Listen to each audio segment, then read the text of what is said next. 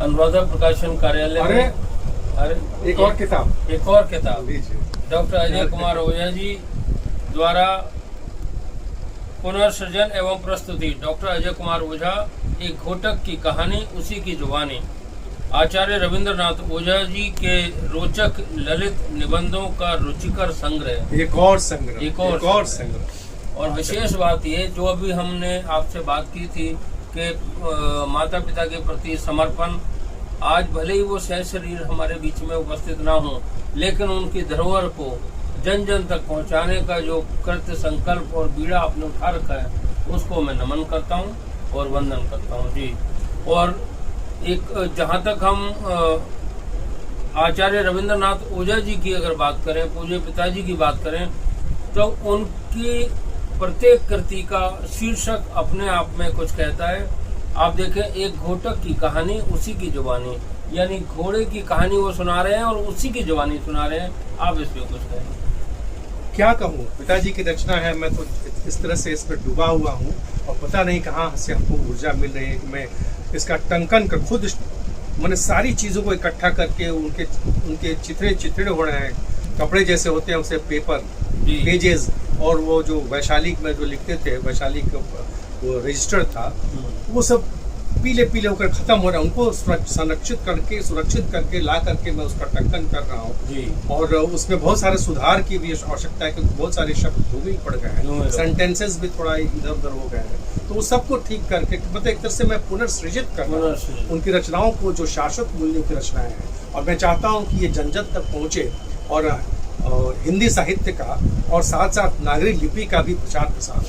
तो इसलिए इस पर मैं काम कर रहा हूँ। और ये एक घोटक की कहानी, उसी की जुबानी ये पुस्तक है। और इस पुस्तक में ये समर्पित है हमारे ससुर जी को समर्पित है, जो भारतीय पशु चिकित्सा संस्थान है, IVRI, Indian veterinary research institute संस्थान है, उसमें वो प्रिंसिपल थे, जिनका अभी हाल में निधन हो गया। तो मैंने उनको ये समर्पित किया। और इस किताब में जो कुछ जो ललित निबंध है, बस उनके बारे में मैं बता देता हूँ क्या क्या है, ताकि हमारे पाठकों को उसमें इंटरेस्ट जागेगा। जो पहला ही है एक घोटक की कहानी, उसी की जुबानी, ठीक है ना।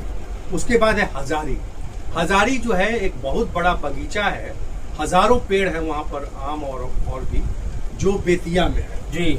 इस तरह का बहुत कम देखने को मिलता है। तो बाबूजी वहाँ पर घूमने जाते थे और जो वो फील करते उस बारे में वो उन्होंने उसमें हजारी उस बगीचे के बारे में, वृहद बगीचा है, काफी प्रसारित बगीचा, व्यापक है, वो काफी फैला हुआ है जी। अब नहीं है, अब उसमें बहुत मतलब लोग काट छाट या इंक्रोचमेंट वगैरह हो गया है, लेकिन वो था। और उसके बाद जो है मीना बाजार बेतिया का एक रूप। अब मीना बाजार बेतिया पर भी उन्होंने लिखी। मीना बाजार जो है नॉर्थ बिहार का नहीं, ईस्टर्न यूपी की बात करेंगे, उसमें ये एक बाजार अपने आप में अनोखा बाजार था। मतलब कि एक तरफ कपड़े की दुकान है, एक तरफ दवा की दुकान है, एक सब्जी की दुकान है, एक तरफ जो है सो चावल की दुकान है, एक तरफ बर्तन की दुकान है। इस तरह से सब मैंने वो व्यवस्थित वो दुकान था। तो उसके बारे में उन्होंने पहला उनका मैंने मीना बाजार पर है, जिसमें उसका एक रूप की बात करते हैं। फिर मीना बाजार बेतिया का दूसरे रूप की बात, फिर वो हर चीज को देखते थे। तो उसमें जैसे ट्रेनें चल रही हैं, तो चलती ट्रेनें और दौड़ती गाड़ियां, इसके बारे में भी उन्होंने लिखा है। इस पे भी 2 निबंध उन्होंने लिखे हैं। मैंने चलती ट्रेनें दौड़ती गाड़ियां भाग 1/2 और चलती ट्रेनें दौड़ती गाड़ियां भाग 2/2।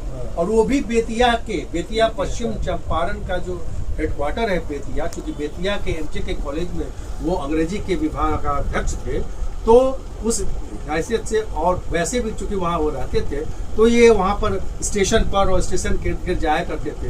तो जो रेलगाड़ी आती थी और जाती थी, उसमें जो अनुभव उनका हुआ और उसको देख करके जो अनुभूति होती थी, उसके ऊपर उन्होंने लिखा। बहुत बढ़िया, वो जबरदस्त है ये। उसके बाद आपके एक 7वां जो है वो है वैराग्योदय पर लिखा है उन्होंने कि वैराग कैसे, और उसमें उन्होंने चर्चा की है अपने शास्त्रों से भी, और अपने जो पहले के जो हमारे लेखक और चिंतक रहे हैं और उनमें कैसे वैराग्य की भावना आई थी, और बाबूजी में भी कैसे बीच में उस तरह की भावना आ गई थी, उसको जोड़ते हुए बहुत सुंदर ललित निबंध वैराग्योदय पर भी उन्होंने लिखा है। तो ये किताब है आपके सामने, और इसमें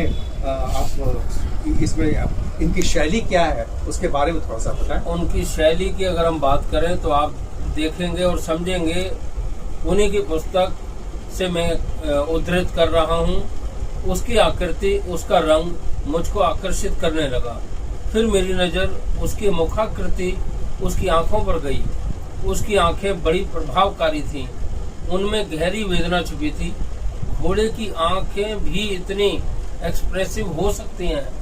घोड़े की आंखों में इतनी सहजता, सजलता, इतनी तरलता, इतनी गहरी वेदना छिपी होगी, ऐसा मैं कभी सोचता भी ना था, ना ही कल्पना कर सकता था।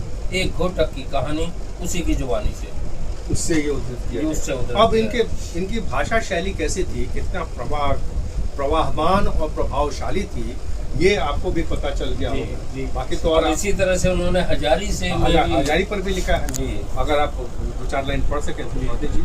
अब हजारी से अगर आप निबंध की बात करें तो उसमें वो लिख रहे हैं, तो इस हजारी की सबसे बड़ी खूबी है कि वह बहुत बड़ा बगीचा है, और इसके बाद खेतों और मैदानों का जो सिलसिला शुरू होता है वह अंत नहीं होता। मीलों नज़र दौड़ाते जाइए, केवल खेत, मैदान, कोई आबादी नहीं, गांव गिरान नहीं, नज़र को किसी तरह की रुकावट नहीं, दृष्टि को कोई अवरोध नहीं। बड़ा अच्छा लगता है यह दृश्य। यह सुदूर व्यापी प्रसार लगता है, जैसे अनंत का अवलोकन कर रहे हों।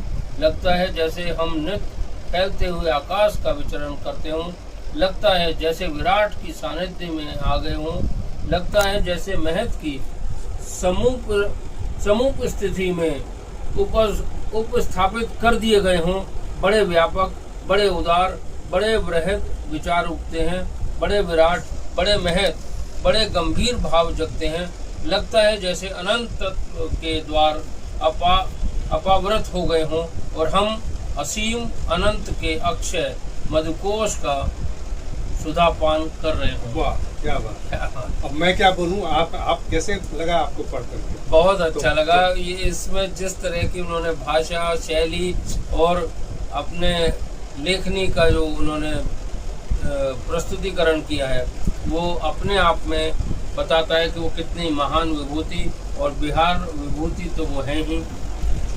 बहुत बहुत धन्यवाद। बहुत धन्यवाद। और इसका भी आप प्रचार प्रसार कर रहे हैं? इसका भी निश्चित ही, जैसा हमने कहा है कि अनुराधा प्रकाशन के स्टॉल पर, अनुराधा प्रकाशन की वेबसाइट पर, रीडवेयर पर और गूगल बुक्स में ई बुक, और इसका Amazon.in पर उपलब्ध है। तो ये आप इन सब जगहों से आप इसको जहाँ से भी आपकी सुविधा हो आप प्राप्त कर सकते हैं। बहुत बहुत धन्यवाद। स्वागत।